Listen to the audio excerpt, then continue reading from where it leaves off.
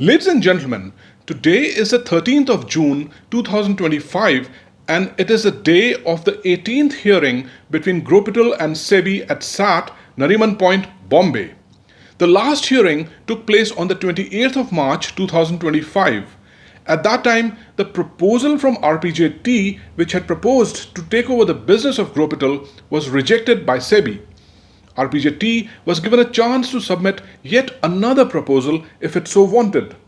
Today's hearing assumes significance because two important things will be decided. First, if RPJT has come up with another proposal or not. Second, if the proposal made by SEBI to return the escrow money to the investors is taken up in the hearing or not. I'm just hoping that we get an order from SAT to operationalize the return of the escrow money to the investors based on the proposal by SEBI. Hope is all that we have. Let's head to the courtroom to find out. But before we head to the courtroom, please consider subscribing to the channel and please consider clicking on the thanks button to make a small contribution for subsidizing my, by now, expensive and time-consuming trips to Bombay to attend these hearings in trying to keep everybody informed. Your small contribution would mean a lot to me. And now, let's head to the courtroom, keeping our fingers crossed. देवियों और सज्जनों, आज 13 जून 2025 है और यह set Nariman point Bombay में ग्रोपिटल और सेबी के बीच 18वीं सुनवाई का दिन है। पिछली सुनवाई 28 मार्च 2025 को हुई थी। उस समय आरपीजेटी के प्रस्ताव को सेबी ने अस्वीकार कर दिया था, जिसमें ग्रोपिटल के व्यवसाय को संभालने का प्रस्ताव था। आरपीजेटी को एक और प्रस्ताव प्रस्तुत करने का मौका दिया गया था यदि वह ऐसा करना चाहती थी। आज की सुनवाई महत्वपूर्ण है क्योंकि दो मुख्य बातें तय होंगी। पहली यह कि क्या आरपीजेटी एक और प्रस्ताव लेकर आई है या नहीं। दूसरी, क्या सेबी द्वारा निवेशकों को एस्क्रो राशि वापस करने का प्रस्ताव सुनवाई में लिया जाता है या नहीं।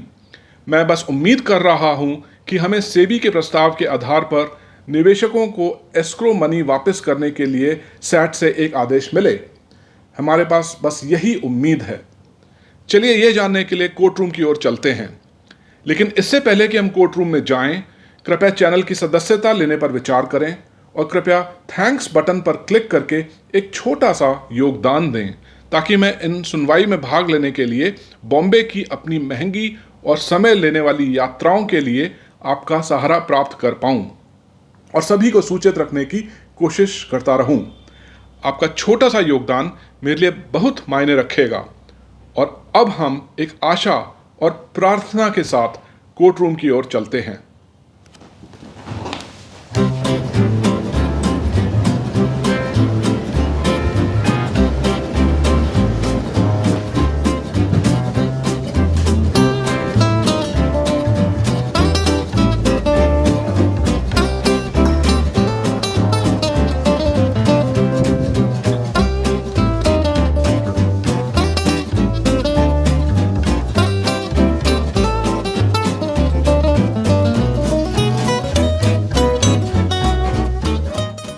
So ladies and gentlemen, a disappointing day at SAT today.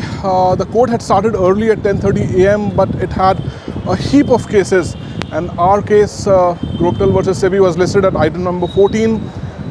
That was not very encouraging. Justice P.S. Dinesh Kumar was present, so was Ms. Meera Swaroop, Dr. Dheeraj Bhatnagar was present online.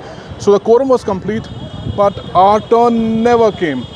So in the end, around 1:30 p.m., the next date has been decided, and that date is 15th of July when this matter will be taken up again. I also asked Kunal Kataria, the lawyer from Gropital, and also the SEBI lawyer Manish, if they have heard anything about any fresh proposal from RPJT. Kunal Kataria told me that he has had no instructions about any new proposal from RPJT, and likewise the SEBI lawyer Manish also told me that there is no information with him about any new proposal from RPJT. So we can safely assume that there is indeed no new proposal from RPJT. The next hearing now is on 15th of July. देवियों और सज्जनों, आज एक बार फिर हमारे हाथ निराशा ही लगी सैट में, जहां पर ग्रोपिटल एवं सेबी के मध्य आज सुनवाई होने वाली थी। आज कोर्ट जल्दी शुरू हुआ 10:30 बजे सुबह, क्योंकि बहुत सारे केसेस थे और कोर्ट में जस्टिस PS दिनेश कुमार भी उपस्थित थे, मिस मीरा स्वरूप भी उपस्थित थी और डॉक्टर धीरज भटनागर ऑनलाइन उन्होंने ज्वाइन किया था। तो कोरम कंप्लीट था। हमारा नंबर जो सूचीबद्ध था वो 14 नंबर पे था, जो कि निराशाजनक ही था और अंत में करीब 1:30 बजे ये निश्चय किया गया कि हमारा नंबर नहीं आ सका है, इसलिए अगली सुनवाई की तारीख 15 जुलाई 2025 की निर्धारित की गई है। अंत में मैंने सेबी लॉयर मनीष से पूछा कि क्या उन्हें ऐसी कोई जानकारी है कि RPJT ने कोई नया प्रपोज़ल प्रस्तुत किया है कि नहीं, तो उन्होंने कहा कि उनको इस बारे में कोई भी जानकारी नहीं है। फिर मैंने ग्रोपिटल के लॉयर कुणाल कटारिया से भी पूछा कि क्या उन्हें इस बारे में जानकारी है कि RPJT ने कोई प्रपोज़ल प्रस्तुत किया है कि नहीं, तो उन्होंने कहा कि उनके पास भी ऐसे कोई इंस्ट्रक्शंस नहीं हैं। तो हमें यह मानना ही पड़ेगा कि शायद RPJT ने कोई नया प्रपोज़ल प्रस्तुत नहीं किया है। अतः अगली तारीख जो है वो 15 जुलाई 2025 की निर्धारित की गई है, जहां पर एस्ट्रो मनी दोबारा लौटाने की सुनवाई होगी। बहुत बहुत धन्यवाद।